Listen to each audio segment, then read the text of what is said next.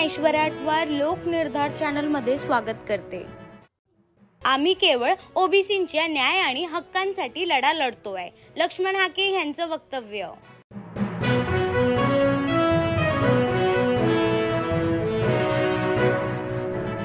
एका बाजूला स्वतःला 96 कुळी म्हणायचं आणि दुसरीकडे मागास वर्गाचं आरक्षण मागायचं, लक्ष्मण हाकेंची जरांगेंवर जोरदार टीका।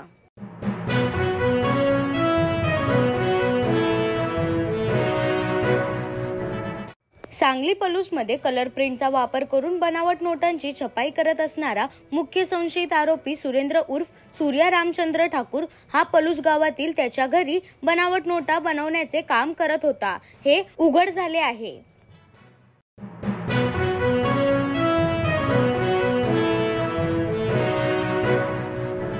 जरांगे पाटील आणि मंत्री छगन भुजबळांनी आपसात कोणत्याही भानगडी न करता कोर्ट जो निर्णय देईल त्यानुसार कार्य करावे, असा सल्ला राज्याचे मंत्री आणि आमदार धर्मराव बाबा आत्राम यांनी दिला आहे।